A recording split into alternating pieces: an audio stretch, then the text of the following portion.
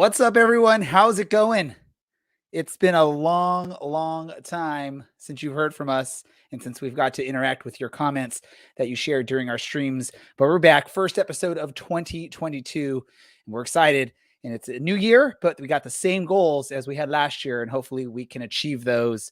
We're going to kick it off here. Welcome to the Podcast of Champions. This is the Orange and Black Soccer Cast.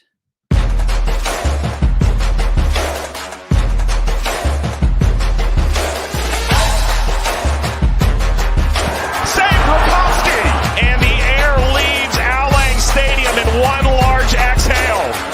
Trouble. Arozarena's beat. Orange County opens the scoring. It's Thomas. Kuninga scores! The old guard with a new trophy.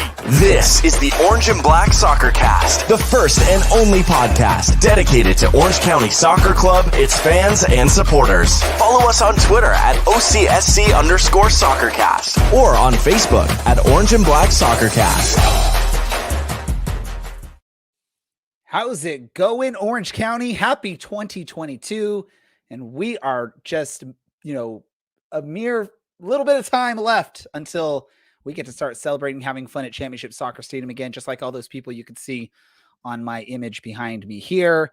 I know you all are excited for this upcoming season. I know we all are excited for this upcoming season. And we're here to get things kicked off with discussing how things have changed with this roster since last season and since that cup was lifted there at the end in Tampa Bay. But let's bring in all of the normals you hear from every year. We don't have any new people joining us, at least on a vocal standpoint. I know Andy joined last year mid-season as our producer, but let's get here to Dylan. Dylan's just hanging out there with, just looking all chill and cool, waiting for me to shut up and stop talking so he can talk.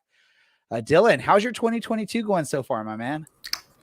It's going pretty well. I was actually going to make a little reference to last year's first episode and say that it was 2021 still, but you took that fire away from me. So hopefully we can make some fire in the rest of the show. I ruined it for you. Yeah. I ruined the whole setup for you, Dylan, and now you don't know where to go from there. This is the Orange and Black Soccer Cast, so it's fitting. You almost got the name wrong there. It sounded like I almost did. I almost forgot what our show was called. It's been a while. Maybe the man down in San Diego who's been podcasting this whole time, he hasn't taken a break. He's moved on to bigger, better things, but he still has time to hang out with us little people here at the Orange and Black Soccer Cast. You're part of the USL show. You're part of Two Balls and a Mic now. Yeah. Yep. And you're still part of our group, but I would assume we're the bottom of the barrel now when it comes to your schedule, right, Alan? No, that's teaching. Teaching is the bottom of the barrel. That's the least important thing. I feel bad for your kids, man. I feel bad. Me too. Every day. No. There's always that fondness for the first one, right? And so we're already in mid-season form. We can't say words right. We don't know the name of our show, and we had a pretty rocking intro. So I think we're nailing it already, and it's only February. Isn't Feels this just like the first time? Yeah, this is our show. This is what we do, right? We've always prided ourselves in not trying to get things perfect. We just like to have fun as the guy dances and whatever not. I am not. My wife has a meeting, and so I do not get the Loftus or the Dungeon of Justice or whatever we call it these days. Now the question is that Christmas tree still there behind you? Yes. It is still there. The Christmas tree is still there in the corner. And you can see a dog poking his way through trying to see. Yeah, I felt we needed continuity. I thought that's what we were doing here. We were filming our voiceovers, and so I felt that keeping the Christmas tree up would just connect to last season, so as a way of bridging the gap. Dylan, you look confused.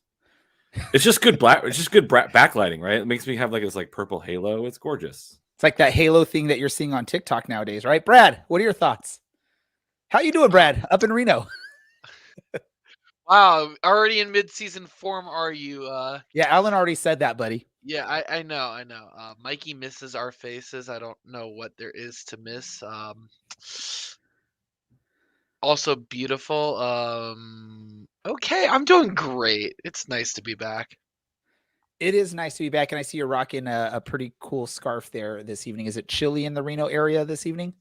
Yeah, it snowed today. I had to when I was driving the truck, put chains on and off and on and off, and then drive over a mountain where my truck wasn't supposed to go because the other roads were all closed. Yeah, it was a fun day. I'm surprised I even made it home by 6. But you did make it home by 6, and you are here on this episode of the podcast, the first of 2022. If I'm a little disjointed with what I'm doing, I rushed home from Long Beach to be here, and I literally got my computer up and running about a minute or two before we were supposed to go live. That's why we were slightly late for those of you like to watch us live. Brad's got his invisible drink in hand. Alan's got some records behind him. Maybe he'll start spinning some of those records a little bit later. And Dylan's got a keyboard and some sort of stringed instrument back there. But hey, this is Orange and Black Soccer Cast. You're not here to find out what we have in our background. You're here to listen to us blab about Orange County Soccer Club. And there's been a lot of roster movement since we last got a chance to speak with you about this team.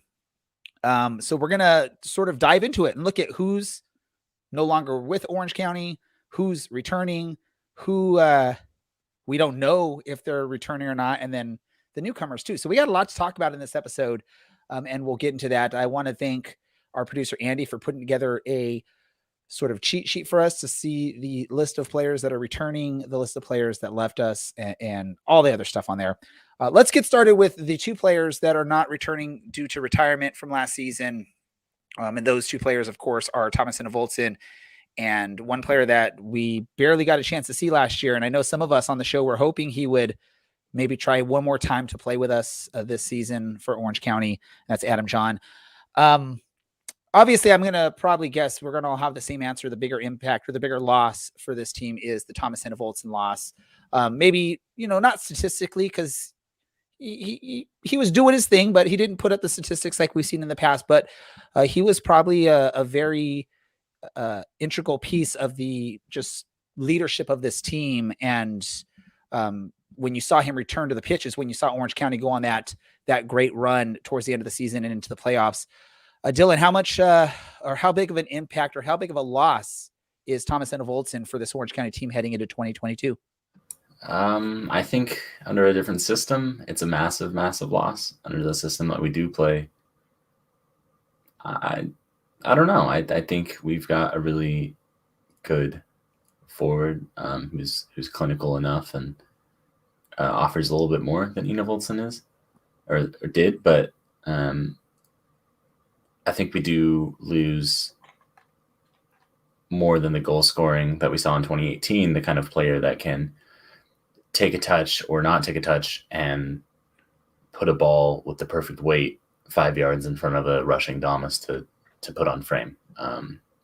So hopefully we can find that. But even just the professionalism of Enevoldsen will probably be the bigger miss in training and during matches, because as we've all probably heard, and as people who probably just tune in on ESPN Plus have heard, he demanded a lot while playing. But I'm thrilled for him to get some time to hang out and spend time with his newish born, I guess now, and fiance, soon to be wife, and his business. And he earned it. He played for a long time, and hey, he went out on top, and I won't fault him for that.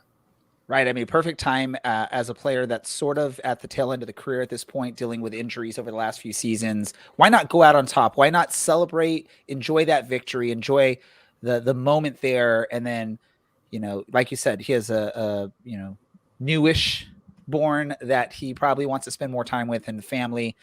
Let me go to you, Alan. The Adam John, probably not a surprise that he's not coming back.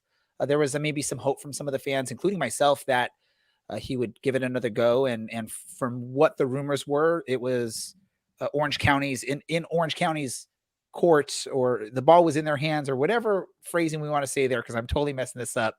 But they were in control of this. If he was going to come back and be healthy, they could, I guess, go with a second-year option with what that original loan agreement was. Unfortunately, he announces his retirement. Are we sad that we didn't get to see Adam John do Adam John things in an Orange County uniform last season or this season, upcoming season? I mean, I think it's to juxtapose that against the previous answer. It's like you have two diametrically opposed last moments of your career between those two players, and you hope that it's like Thomas Enevoldsen, like that's like the goal, right? That's like leaving on top. But like most athletes just want to be like, I want to leave on my own, and when I'm ready to go. I I think it's sad for Orange County, but I think it's even sadder like for Adam John not to like be able to put in a full season or at least feel like he gave it his all. But clearly he's like, hey, it's time to move on. And I wish him nothing but the best of luck. It's a bummer that his career ends that way. Yeah, he probably would have been fine in Orange County, but again, I think the system of defend with your life and then counterattack with speed, I'm not sure he would have fit in there either. So might not have been the best fit for him to come back. So I think it's an unfortunate end to a story, but it's hopefully for Adam John, it's something like more like a chapter in the book versus like the end of the book, like if that makes sense. Makes sense. Totally makes sense. I'm going to call off a few names here of some of the other players that have officially moved on from Orange County after the season. I know a few of these names we were hoping were going to be returning or possibly returning, but obviously there's opportunities that become available when you're a championship team, and you're going to have more, you're going to have other teams looking at your roster to see how they can improve their roster. So some of those names that have moved on: Eric Calvillo moving on to El Paso. You had Nathan Smith, maybe the surprise of the group, moving down to Central Valley Fuego, which I believe that's a League One squad. If I'm wrong, tell me on that. What do you got? Abraham Romero recently going over to Las Vegas Lights. Ben Mines, who was on loan from FC Cincinnati last year, returning to FC Cincinnati, I believe. Raymond Dre going to Rochester. Interesting move there. Aiden Apodaca going to Charleston in the Battery. Jack Imparado going to Real Salt Lake. Danny Fondes moving to Louisville City. I think that was just announced earlier today, or maybe it was seen earlier today. Although props to our producer Andy for seeing that the press release on that was off by some of the matches that were being announced that he had played for Orange County. We all know he never really made an appearance for Orange County, but was part of that bench, doing bench things. I'm going to go to you, Brad. We haven't heard from you yet about these losses. Out of all those names, who's the biggest loss for Orange County heading into 2022? I mean, I don't think it needs to be up for debate. Clearly, the biggest loss is one of the MVPs of the postseason, Eric Calvillo, and definitely down the stretch. Calvillo was the player who kind of had the identity of the whole entire Orange County midfield, and missing him for next season, the way he fit into our system it's going to be a huge loss. And there's a couple of incoming players that are interesting and how they can replace him, but I guess we'll get to that later. Yes, we will talk about those incoming players and where they're going to fit, maybe who are they going to replace on the roster. But yeah, Eric Calvillo, I think we talked about it multiple times towards the end of 2021 on our final shows. He was as big a part of that championship match as Ronaldo Damas, as Patrick Rakowski. He played a big part on the outcome of that match there, because he solidified that midfield for the rest of his teammates. And it shows. I mean, and props him to turning it into a new opportunity in El Paso. It's not like he's going to a team that has been horrible. El Paso was one of the favorites heading into the playoffs last year to get out of the West. They just the playoffs showed it. It's not about how good you are. It's how good you are in that moment. And Orange County just happened to be better than all the other teams they faced during that time. And was El Paso lost to the Roots, I believe, in a shocker. The playoffs were crazy. Dylan, do you have a name out of that list of the leaving players that you want to talk about or that you think is going to be hard for Orange County to replace in the lineup?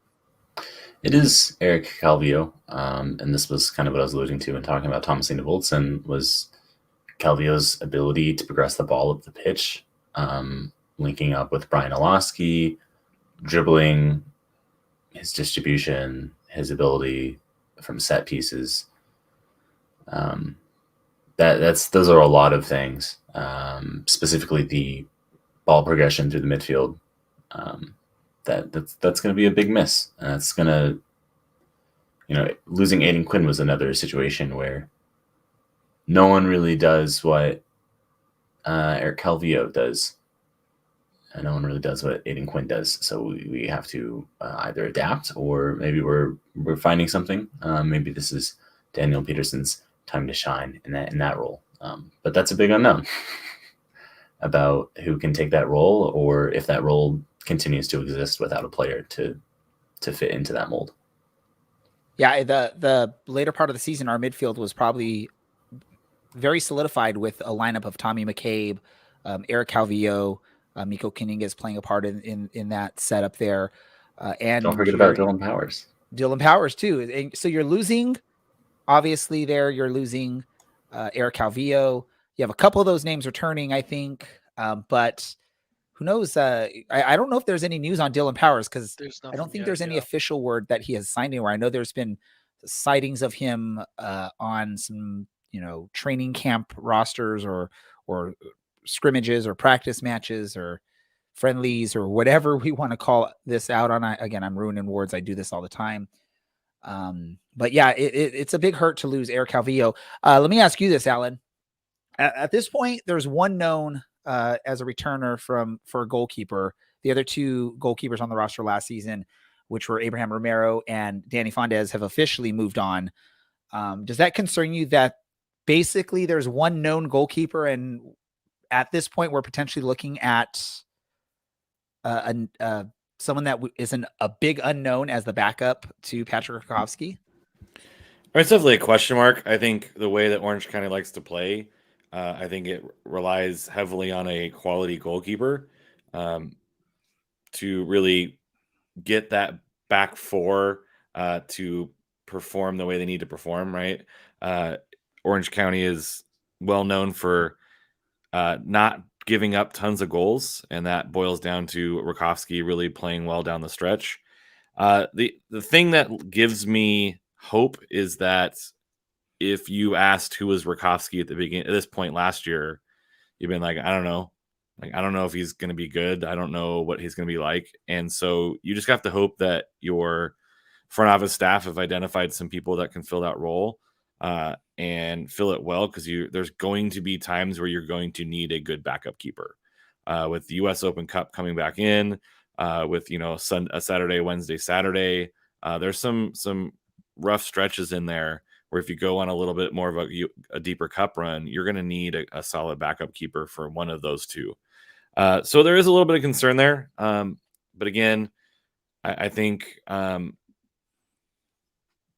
USL is well known for who is this guy, and then all of a sudden he's like killing it, right?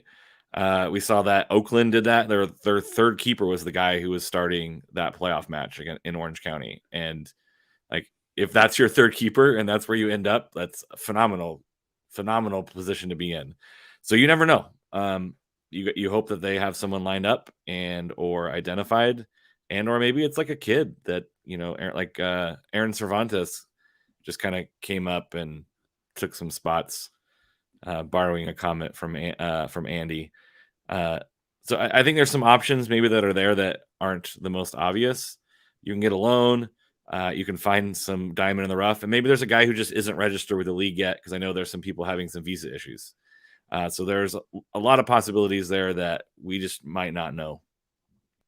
So let me just sort of follow up on you really quick, Alan. So Patrick Rakowski, most of us didn't know much about a Patrick Rakowski, but we did know that he did at least feature in the German youth, development there, and he was a member of the multiple youth level national teams for Germany. So you have to know that there's at least some quality there if someone is talented enough to represent their country at any age level.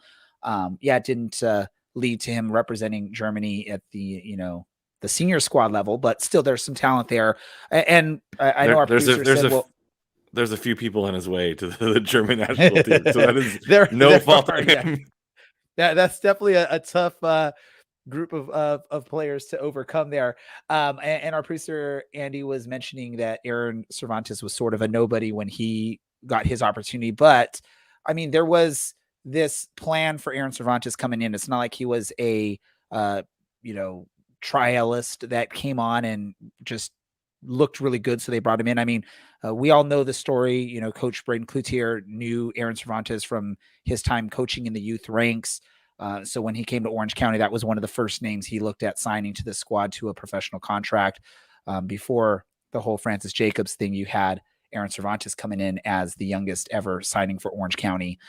And so there was at least this idea or this thought that he's going to potentially be something. It wasn't just a random player that just looked good in a couple opportunities and the club said, let's bring him on. And this is someone that there was a plan being made for. So scary at this point, but yeah, there's still plenty of time. And we do know with Orange County, there tends to be some late in the training camp or even early season signings that they bring on when there's an opportunity. And who knows, that partnership with Rangers may lead to an opportunity to bring a goalie in, especially if Orange County can survive some of the League Cup, or not League Cup, the US Cup matches, which has not been their thing in the past. Brad, last thought on any of these leaving players before we move on to the returning players? Yeah, obviously I wish all of them best of luck in their future locations. I'm interested in seeing how a lot of these players do get used at their new places. Kind of players like Aiden Apodaca in Charleston. I talked with him a little bit after he left the team, and I think we're both thinking that he's going to get a little bit more playing time down there in Charleston than he would have in Orange County. And then Abraham Romero, it'll be interesting to see how he slots in with Vegas and the whole LAFC deal, if he's going to be the starting keeper there or if he's going to get passed over for someone within the system already. That would be hard to see with him, because I know one of his biggest frustrations this past season was the lack of consistent minutes with Patrick Rakowski sort of shining towards the end of the season there. So he's looking at that move to Las Vegas, hoping for an opportunity to get more playing time. But yeah, who knows how that happens. Let's talk about the players we know that are returning to the squad based off of Orange County official announcements. Those players include, and there's no particular order on this other than Andy's master list of names. But we do have returning Michael Orozco, Brian Olaski, Ronaldo Damas, Patrick Rakowski, Brent Richards, Tommy McCabe, Miko Kuningas, Kobe Henry, Ugo Okoli, Seth Kasipli, Francis Jacobs. I do know there's probably a couple names in there that we're looking at. This is all speculation, but may not finish the season with Orange County, especially when you look at some of those younger names. We know a name like Kobe Henry. There's been some rumors circulating that he is potentially on a move to France or another potential European club. And we always know that Francis Jacobs is linked to some move, whether it's to Rangers or another team out there in Europe. But you got a solid core of players there that are returning, key players from last year's championship run. The captain, although he is getting up there in age, of Michael Orozco, making the return. I know, I believe it was Dylan mentioned towards the end of last year that maybe this is the swan song for him and he gets to leave on top like Enev Olsen did. But I think we're all excited for him to come back and try to run it back with this squad. But yeah, some decent offensive firepower in this returning group when you look at that. And let's talk about this. I'll go to you first, Dylan. Best or biggest impact player returning on this squad. Who do you think's gonna be the most important out of these guys that are returning? I think there's a number of ways to look at that. Obviously, like the financial side of things is who's the best returner, and it's probably Kobe Henry in that regard, because he can play at this level and has been linked with so many moves and went on trial in Europe this winter obviously played with the national team or trained with the national team, didn't play. The senior team, too, senior that was a team, big yeah. move. That was a big move there, is to be able to train with the senior team. And Greg Berhalter did say that he's not ready to play at that level yet, but that they wanted to take a look at him and that he had earned a look, which is fair because when you're the champion of the USL, I mean, you deserve a good look there. Outside of that, I mean, I do love Miko because he has that set piece delivery, as we know, from a certain goal scored from quite a distance in a rather recent game. And beyond that, I think he just offers a versatility that is important, whether that's playing wide right or playing as something closer resembling like an 8. That's going to be important because although we do have a lot of players, whether it's a 4-4-2 or a 4-2-3-1, maybe it gets crazy and there's a 4-3-3, having a player that can play somewhere within that system, no matter what the team shape looks like from minute 1 to minute 95, that's good. So those are probably my 2 biggest picks, and that's no disrespect to someone like Seth Kasipli, who I'm looking forward to a fully fit Seth Kasipli. Let me just jump on to your Miko Canigis thoughts. The other cool thing to look at with this guy, I mean, we all know from that championship match he can nail a free kick into the top left corner of a box, right? But he also can deliver a great pass from a set piece. We saw that a couple times throughout the regular season. That's some good versatility to have from a midfielder you're going to have on your roster. Is if he's out there, he's probably going to take those free kicks, especially when they come from the right side. If they're delivering it into the box, or probably from the left side if he's trying to curl it into the goal. I'm excited, and plus he was one of the fan favorites at the end of last season, as per our voting from the award show. Alan, any names on here that you are excited to see back or think will make a big impact in any way with this club? I was going to say Seth Kasipli, but I didn't want to steal Brad's thunder, so I will refuse to talk about him because No, go for it. I already have 2 other names picked out. Perfect. I do think it's going to be nice to see someone like him. I think, when Orange County signed him, it looked to be pretty promising, this kind of box-to-box guy. I'm interested to see how he fits in as Orange County has evolved since he first signed. I think he can be an important cog in the team. Obviously Kobe Henry is a big name to look at. I think he turns 18 in April. Dylan mentioned a trialist kind of deal with Reims in France, Ligue 1, I believe. Wait, how does that go, Alan? League 1. How do you do, Dylan? Of that, come on. How do you do, Dylan? Let's hear it. How does it go, Dylan? I want to hear your best Phil Backey Ligue 1 impression. Ligue 1. Yeah, but faster. Ligue 1. Yeah, there you go. That's right. Now it's like listening to hardcore footy. Comment allez-vous? But the other one, Kobe Henry is Kobe Henry, and I want to see his development. But I think the other name I'm going to go with is Patrick Rakowski. We talked about him a little bit earlier about how important the goaltender is going to be. If he can put together another run like he did for Orange County last year, then Orange County is in a really good spot.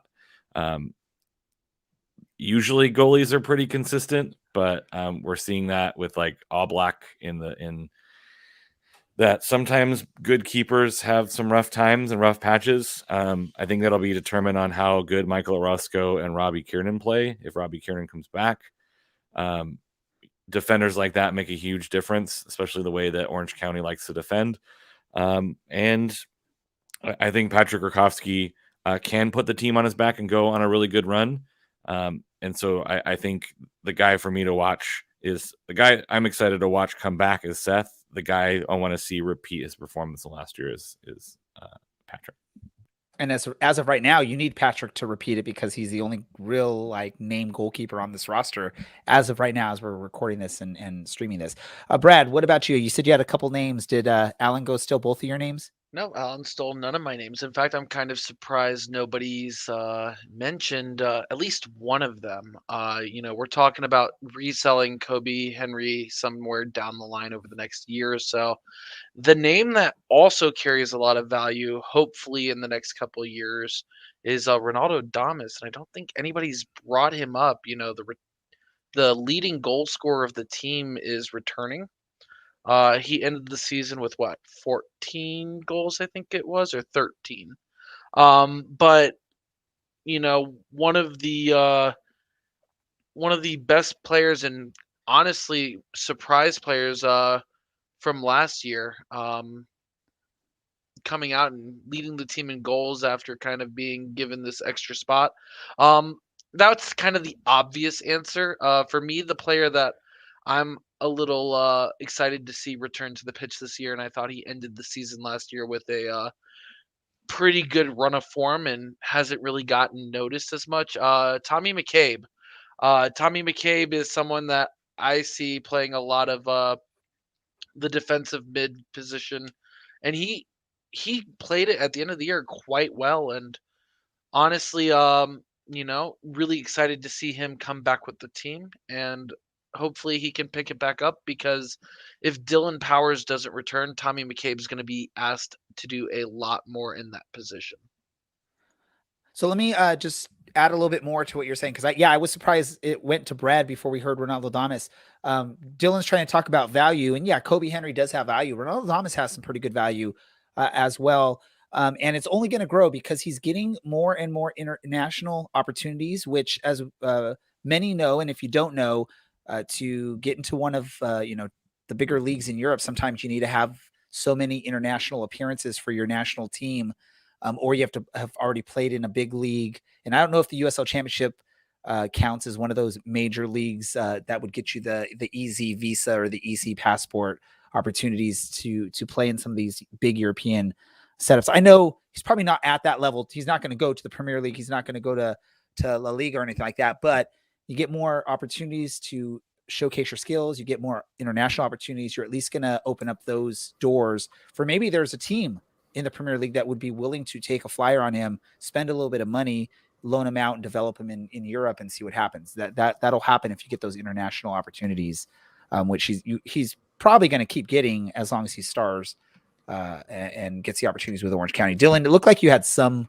thing to say. Go for it. I heard there's this English team and their star man with glass ankles is over it, and he's been over it for a couple of years, and some gentleman's agreement fell through. They're probably looking for a guy that can score goals.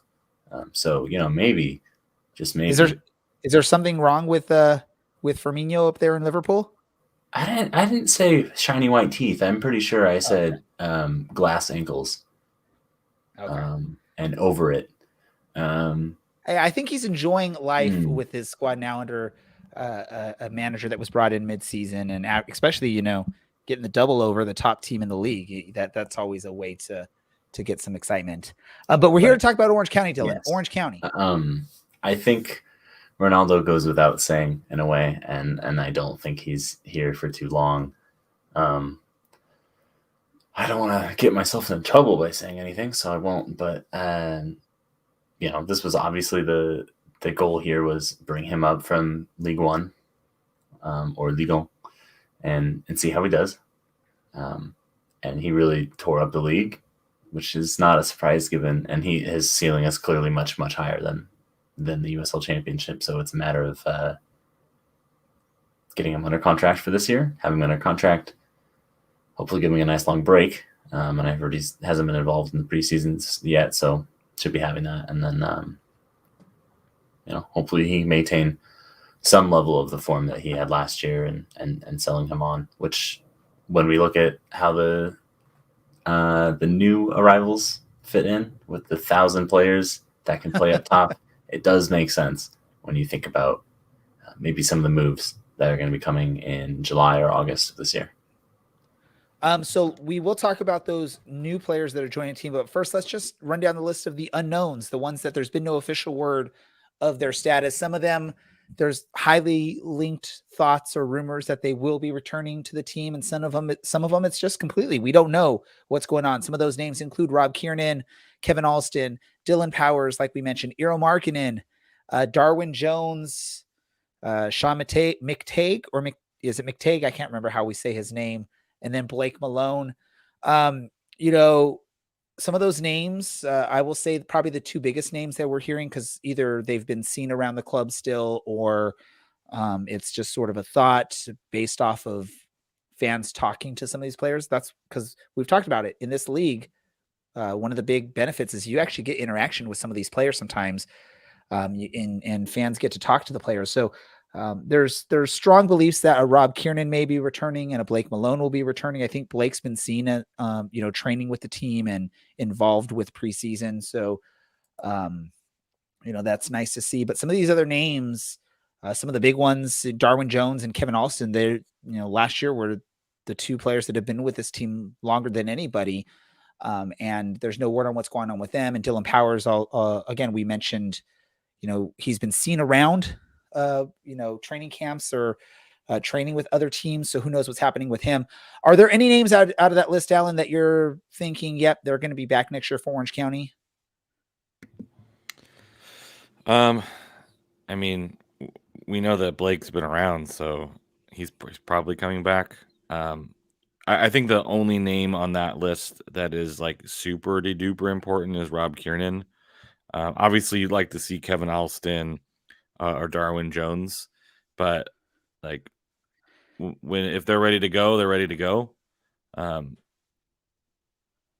Darwin Jones hasn't been getting a ton of minutes with the team as of late. Kevin Alston's been giving it his all, but how many more seasons does he have in those legs to run and defend and play the way that he probably wants to play? I think that's what it boils down to. Is I think both of those guys, DJ and Kevin Alston, do they have something in the tank to prove, or is it like they're still contemplating, or it just could be that that maybe they try to get up for the next season and realize that maybe we don't got it. And I don't see the necessity of necessarily having a guy with Darwin Jones, although I absolutely appreciate him for what he's done in the past. But in the sports team, you can't, if you're bringing people along because of what they've done for the team in the past, you're bringing along guys that maybe it's best if they either move along or find a slightly different fit. With the players you have up top, I'm not sure DJ gets a ton of minutes. But yeah, that one name that sticks out to me the most is Rob Kiernan. He's not going to fit in everyone's system. He's not but I think he is the best center back for Orange County system, in the league right now. I think if you're going to play the way Orange County wants to play, Rob Kiernan understands it. He anchors that system, and he's a big reason why teams who usually cross into the box aren't going to cross into the box unless they have someone who can really go for it, because he'll clear everything out. So that's the one that strikes me as the most interesting. And I know that there's some rumors that he's talking about coming back, but until he signs on that line, you're holding your breath a little bit. And the I guess reassuring thing for Orange County fans is we've seen this in the past where some of these names that haven't signed yet and that are players that fans would love to see back. We saw this last season with Kevin Alston. I think it was sort of a surprise when later in the preseason period, we're hearing the name of Kevin Alston as a returning player. So maybe that's just sort of, we're seeing, hey, maybe Rob's holding out and waiting until the club offers his friend Harry a contract with the team again. Because we all know, we've all seen the pictures, Harry, I guess, training with Dylan's other favorite Irvine team, the Cal United Strikers, a few weeks back. So who knows, maybe Harry's tired of just training kids and wants to actually get out there and run a little bit more. And by the way, we do have a couple of people listening, Russell and El Patron de Grayson, stating that Sean McTague is going to play at Cal Poly Slow, San Luis Obispo. Brad, any thoughts on any of these names other than you can just say I agree with what Alan and Dylan has said, or if you have another thought on any of these names of the question marks? I really can't give any insight because I'm not reaching out to players, nor am I around the area to even hear on these rumors. So I'm just gonna yes. Yes, that's all Brad's going to say is yes. All right, let's do this. Let's talk about some of these new players, and I believe we got to discuss some of these players towards the end of last calendar year because I think some of these announcements were made before we took our break. But the new incoming players for this roster is we got Danny Acosta, who's joining from, I believe, last played for Los Dos, right? Yeah, agree. Sure. Kevin Partida. Where did he last play? Who's going to go call it out? Let's do trivia here. We can't hear your bobblehead there, Brad. Oh, he played for Indy last. Okay. Eric Torres. Kubo. Atlanta United. Hey, we can't let Brad win this competition. There's going to be a prize at the end for everybody. Sure we can. What about Daniel Peterson? These are valuable seconds you're wasting, Ray. Well, come on. You got to call. At least take a guess, Dylan. You skipped one. Tony Rocha? New York City FC. Milan Ilaski. Is he the one Real from Salt Lake. Yeah. Yeah, basically we Flashmarks. swapped Jackson Parado for him, which is I think that's a better swap for us. I think we have the upper hand on that. And then the last one is Corday. What is it? Osudina? Wasn't he with Barcelona's youth academy? Yes, out there in Phoenix, I believe. Which of these are we most excited about? Let's go to Alan first. Which one am I most excited about? None of them. I think they're all equally interesting. No, I think I said this before. That's the answer for Alan, that he didn't do any research on any of these players, so he has no idea who he's excited about. I'm the the most most. with your links to like Mexican soccer, Alan, that you would have maybe gone to Kubo. You were excited. that's what I was gonna say. When we called that his I name. don't know if I'm necessarily excited to see. Like, I don't mean this in like the negative way,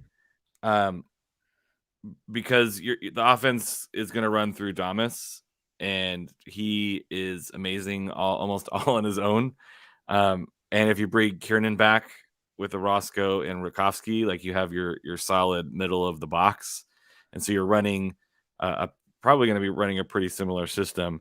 I was going to say the most intriguing to me is the Kubo Torres, right? He was essentially like nicknamed like who do they want him to be? Why am I spacing on the name? Chicharito. He was like the next Chicharito, right? So they're like, he's huge pressure on him. They never really lived up to, right? The expectations in Mexican soccer can be pretty demanding. And he just never quite lived up to the hype. So a guy like him can be like crazy good and really impactful because he's just bringing probably a higher skill level than a typical USL player would, right? We see this with some of these guys like Rubio Rubin and San Diego kind of relaunch their career and make it straight back up to that next level. So he can be probably be a terror for teams. But like the other side of that is he going to be motivated to play in a lower division league? So that's what's the most intriguing to me is what kind of Kubo Torres is Orange County going to be playing with? But that's for sure the one I am for sure the most intrigued.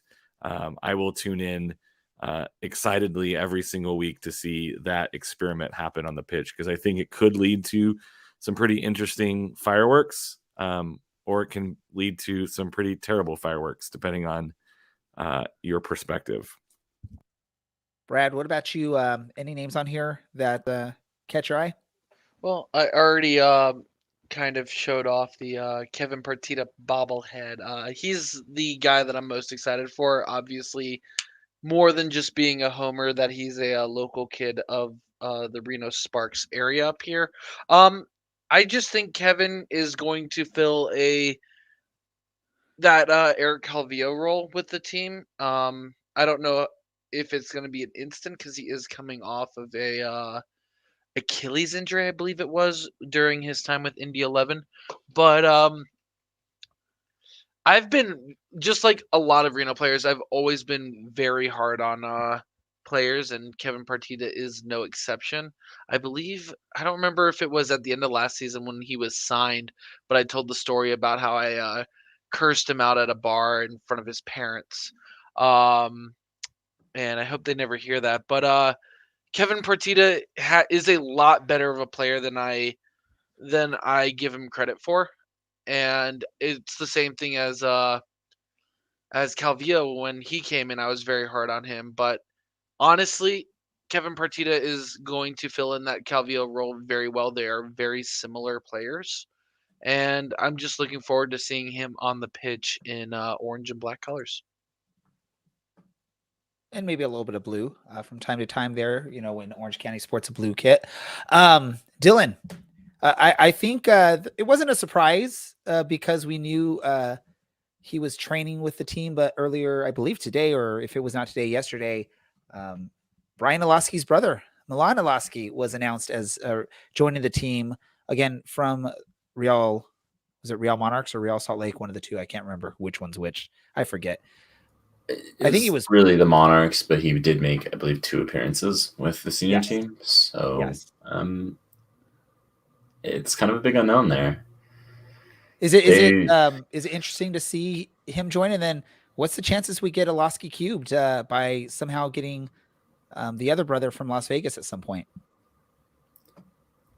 I feel like those odds are pretty low. How many Olaskis do we need?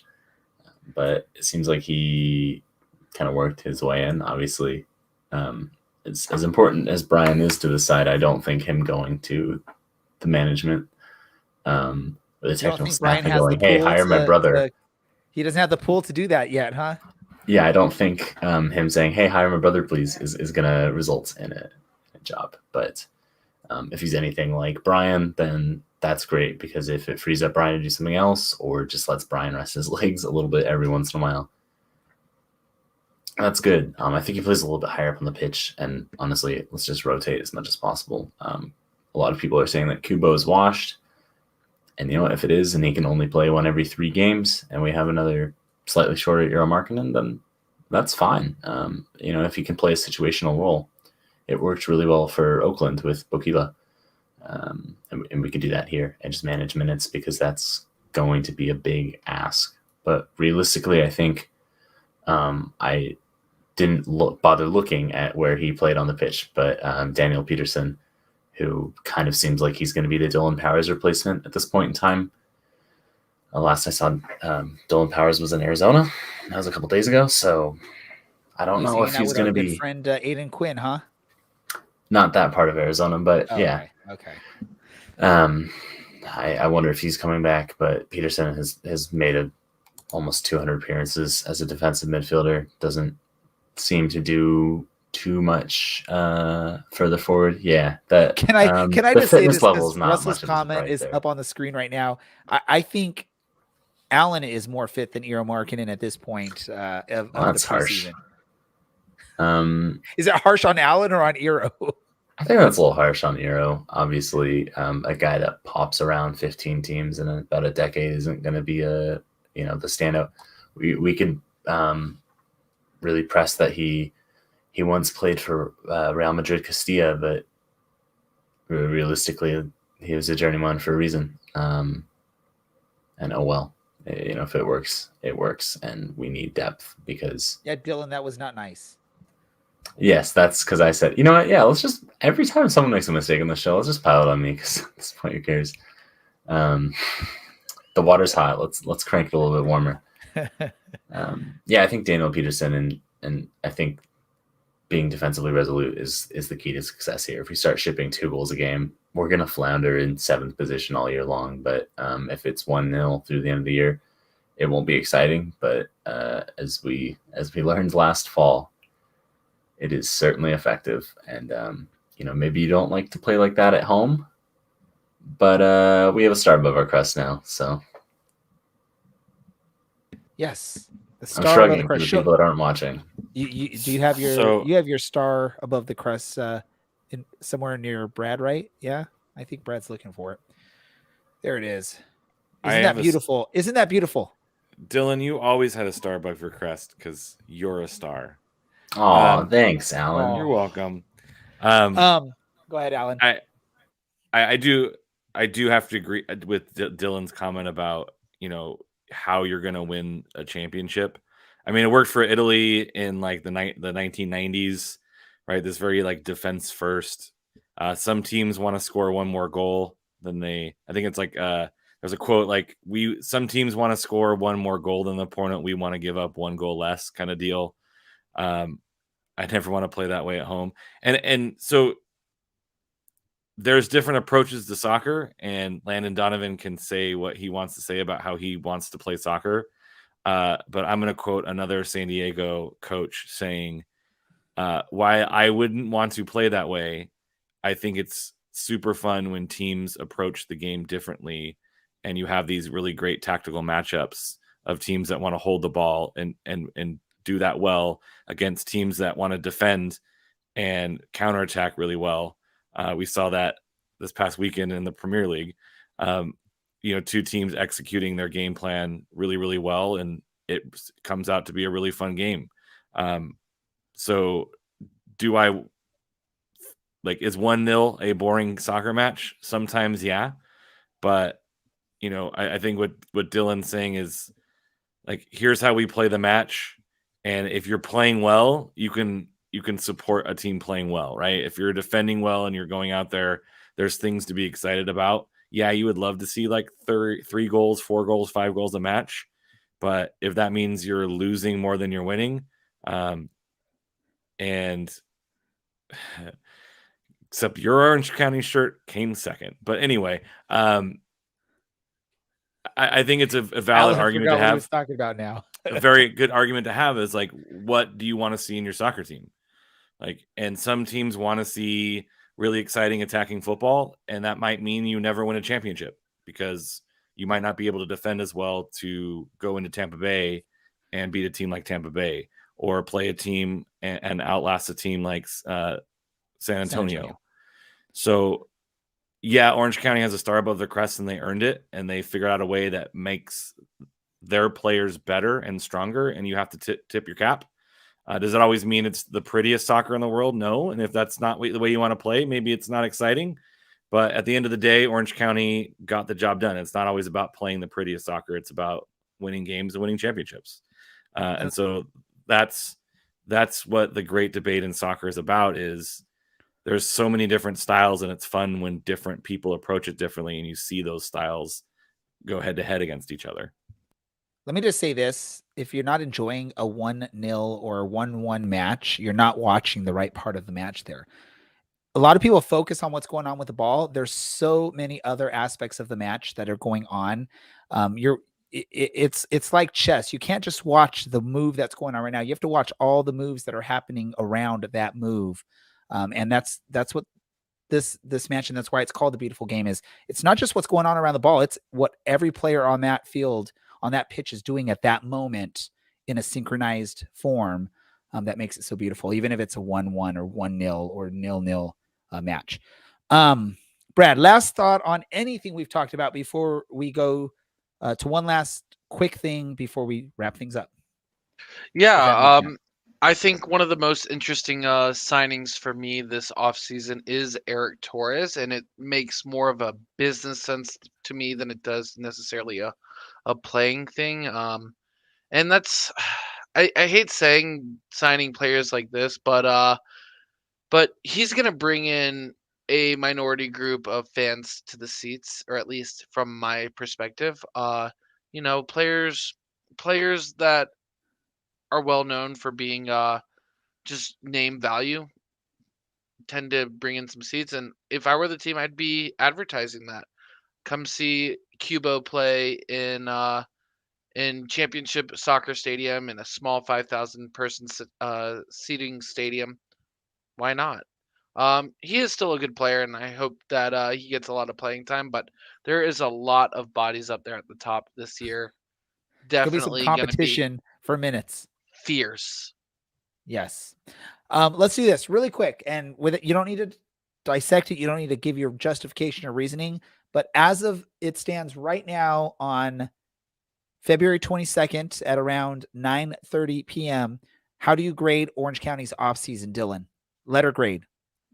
And to let everyone know, I did not prep the guys for this question. So they're really just thinking off the top of their head at this point, except for, I guess, Alan and Brad get to think about it for a few moments here while Dylan speculates. Thinks. C+. C+ from Dylan. What do you got, Brad? I got a B. A B. Alan?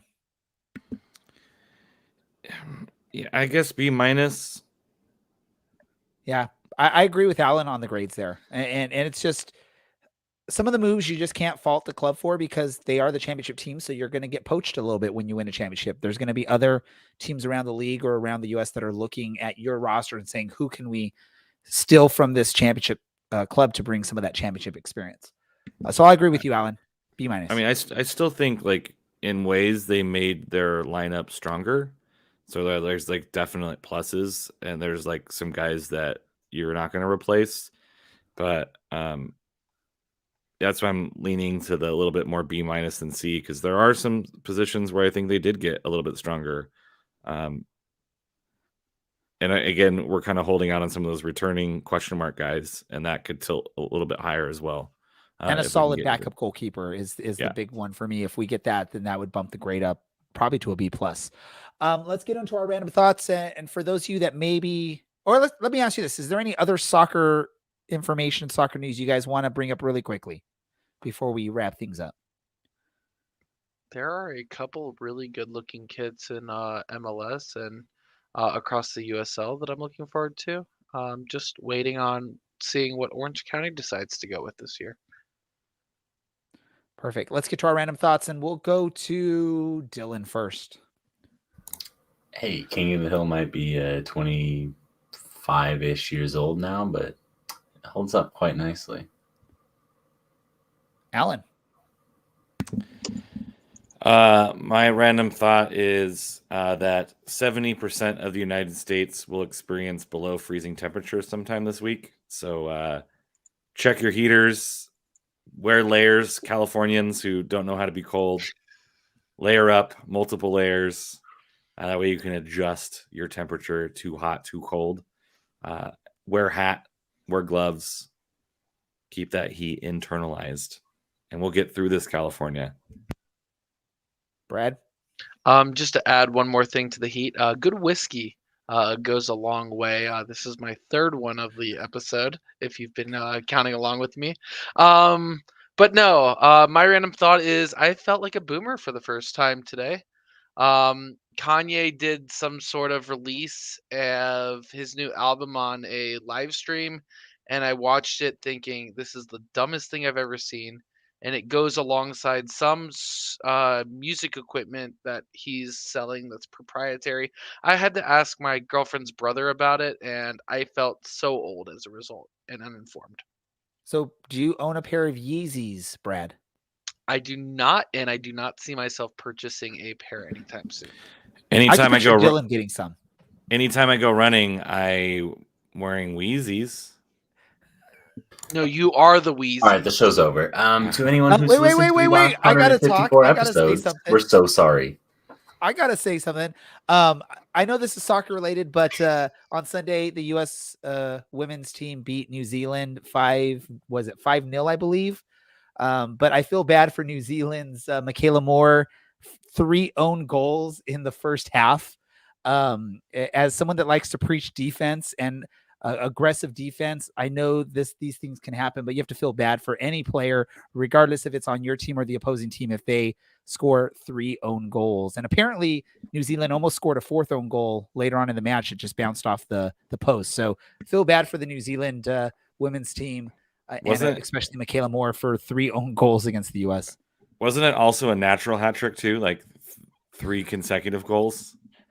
In the match, 3 consecutive goals. That's wild. The 5th minute, the 6th minute, and the 36th minute. That one in the 6th minute, you just gave up one in the 5th minute, and then you give up one a minute later. That has just to feel horrible as a player. Look at that. If any of us have size 9.5s, you can get some Yeezys. Just contact Russell. Some 9.5 size Yeezys available for one of you guys. I think Dylan can fit the 9.5, right, Dylan? Does anyone have a saw I could borrow? Okay, no. Well, let's do this. Let's wrap things up here because it's time to wrap things up. I want to thank all of you for tuning in live. Anyone that tunes in live and listens and comments. As you've seen, we see what you comment and we interact with your comments, especially Alan. Alan seems to be reading those mid-sentence, and that's why he'll always pause because you can tell he's focusing and trying to read those comments. But thank you for doing that. For anyone that listens to the podcast form of this, we appreciate that as well. You can, if you listen to the podcast but want to try listening live, we do this on Tuesday evenings, 8:30 Pacific time on YouTube, Twitter, and Facebook. So just look for it on there. For Dylan, for Alan, for Brad, and our producer, Andy, this is the Orange and Black Soccer Cast, and we are out. Oh, God.